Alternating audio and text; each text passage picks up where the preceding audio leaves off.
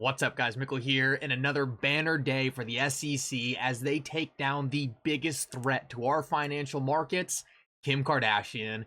Guys, in this video, I want to talk about the SEC's absurd move to go after Kim Kardashian. I want to give you guys the details, but I also want to show you the outrage they just sparked in Congress because, guys, the SEC is really starting to go after the wrong people, and Congress is catching on. Congress is fully acknowledging now that Gary Gensler is completely out of line, and I think this could cause a very unexpected consequence later this year. Guys, in this video, I want to go over why I don't think Gary Gensler will be at the SEC much longer. Make sure to stick around till the end of the video to see that. You are not going to want to miss this. We have also seen a ton of amicus briefs rolling into the Ripple SEC case. Guys, in this video, I want to go over a massive one that I want to see drop that would really be a game changer for the Ripple SEC case. Last of all, too, at the end of the video, I want to show you a very bullish market event that could be about to take place. Guys, we just got an indication that the Federal Reserve is getting ready to pivot. Make sure to stick around to the end of the video to see that. This could provide us with some of the bullish momentum we have all been waiting for. Like always, guys, your support means so much to this channel. Please make sure to like and subscribe if you haven't. It really does go such a long way in helping this channel grow. Also, YouTube's trying to shadow ban me, so make sure to turn bell notifications on so you guys don't miss out on any new updates. If you guys are ever looking for a good place to buy and sell XRP, make sure to check out the link for Uphold down in the description below. Uphold is my favorite exchange and a great place to buy and sell XRP. With that said though, guys, let's jump right into the video, and I hope you guys enjoy the update. Real quick, guys, Moomoo is blowing it out of the water with their promotions. You can now win 15 free stocks if you sign up with Moomoo using the link in the description of this video. Most importantly, each one of these stocks can be worth up to $2,000. And guys, Moomoo is also a great exchange. It's regulated, and they also have some very innovative new features such as the industrial chain that will help you guys identify which stocks are most likely to do well in our current market based on what's trending. They also have an awesome thing going on right now where you could take a stock picking quiz and win a free share of Amazon. So guys, do not miss out on this opportunity. These promotions do not last forever. Go sign up with Moomoo now using the link in the description of this video. So guys, let's jump right into it, and we need to start off with the SEC now attacking people like Kim Kardashian. This could not be more embarrassing because, guys, the SEC has so many issues internally. We know all about the Bill Hinman and Jay Clayton saga, and what is the SEC spending their time doing? They are going after people like Kim Kardashian. Guys, I do not understand how the SEC even thinks this was a good idea.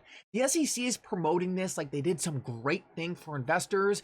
Guys, we are all looking at this and just laughing in their face. Guys, I think I speak for everyone in the retail community when I say we could give less of a you-know-what about what Kim Kardashian's doing. We want to see substantial changes in how the SEC is behaving because they have been acting like a rogue regulator. Their officials provingly ignore the own recommendations of their ethics council and laugh in our face about it. The fact that the SEC is promoting taking down Kim Kardashian as some great thing, I think just really shows how out of line the SEC really has been over the last couple years. They are so out of touch that they are running around promoting lists like we were going to suddenly be happy with them. Guys, I cannot believe that this is the SEC's big thing that they have going on at their agency with all the scams, with all the pump and dump penny stocks, with all the cryptocurrencies that do absolutely nothing other than rug pull their investors. It is insane to me that the SEC has the nerve to go after Kim Kardashian.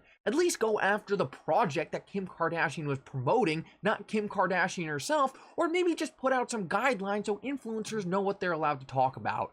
Either way, though, this is completely embarrassing, and it's hard to believe how the SEC can constantly be so far off the mark. So guys, now I want to move on and talk about a huge mistake Gary Gensler is currently making. When Gary Gensler took office at the SEC, he had the idea that he was going to come in and steal control over the cryptocurrency market. Guys, I want to show you that that is failing miserably, and he is starting to make some very important people very unhappy. I want to show you this interview of Gary Gensler because CNBC kind of puts him on blast here and exposes the fact that he doesn't have a lot of the power he thinks he has. And then I want to show you what some different members of Congress are saying about this because, guys, I have a hard time believing Gary Gensler is going to be around much longer after midterms. Listen up to this. Chair Gensler, we had Chairman Rostin Benham from the CFTC on with us last week, and he made the point that the CFTC should be regulating all of these things. When you start to build up, I guess, some case law, some examples of people who have agreed to settle with you like this, does that make the case more firm that the SEC would then be the place where these are all regulated? Look, our agency is an agency that oversees this basic bargain. When a group of entrepreneurs is raising money from the public and the public's anticipating a profit, they need disclosure, full, fair, and truthful disclosure. And that's the core bargain in our capital markets. You get to take the risk, but the person raising money or the persons raising money has to disclose various information to you. That seems how our capital markets work best. The SEC is very good at this, and that's what we do. And the case law is clear on this. The law is clear. I believe, based on the facts and circumstances, most of these tokens are securities. So notice what he throws in at the end there. I believe that it's all very clear. Well, that doesn't help anyone when the CFTC also think it's very clear that it's under their jurisdiction.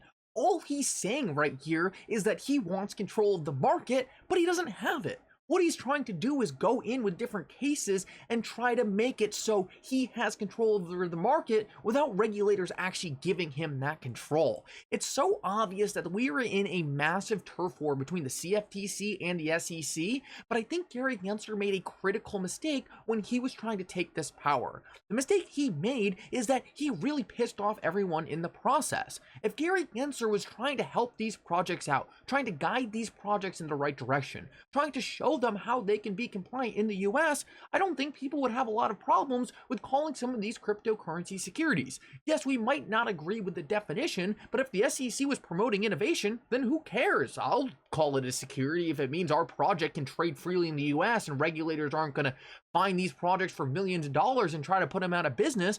But the fact of the matter is, Gary Gensler is attacking these projects and then trying to make an absurd statement that cryptocurrencies are securities and they don't even fit under the Howey test, and so many different lawyers have said that. Because of this, we see a lot of different people in Congress like Bill Huizenga coming out and saying, Gary, you better watch out because you are acting completely out of line. Listen up to this. Bill Huizenga said celebrities should not get a free pass for failing to report their earnings, but regulation by enforcement is wrong.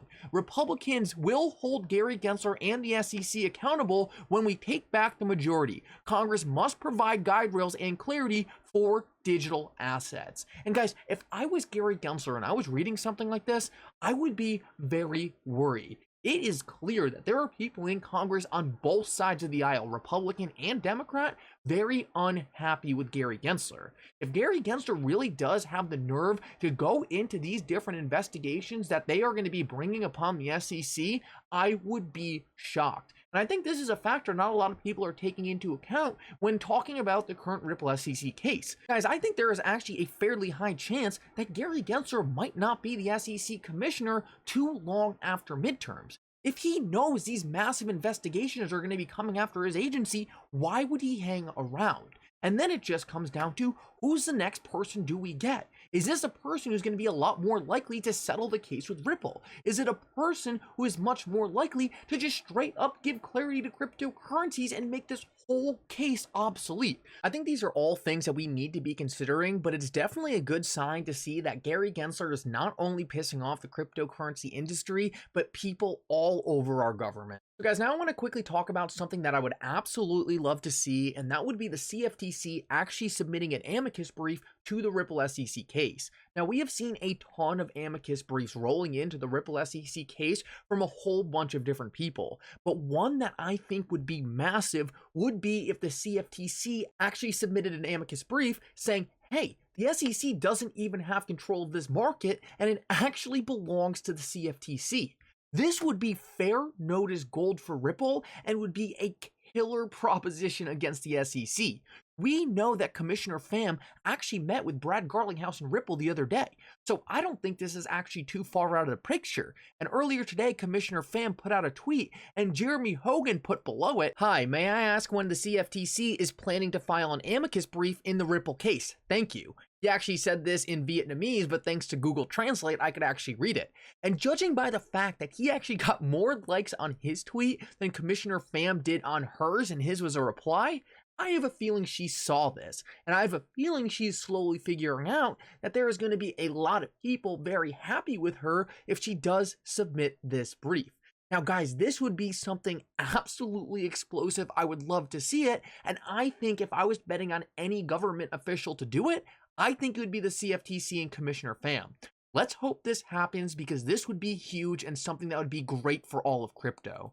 And last of all, I want to finish this off with a pretty big market event that happened today. Earlier today, the United Nations asked the Federal Reserve to stop hiking interest rates. We know that the thing that has been crushing our market is the Federal Reserve jacking up interest rates. Now we have countries all over the world going to the Federal Reserve and saying, please stop. You are breaking our financial system. You are making all our countries poor. You need to stop jacking up interest rates. Guys, I don't know if this is going to happen immediately, but the Federal Reserve had an emergency meeting earlier today. And guys, I have a feeling they do not have a lot of rate hikes left. Let's see if this causes them to stop, but I can see the pressure mounting against the Federal Reserve, and as soon as they stop, guys, I think that is going to be very bullish for markets. Anyway, guys, thank you so much for coming. I hope you enjoyed this update. Make sure if you did, you like and subscribe. It really does mean so much, and for now, Mickle out.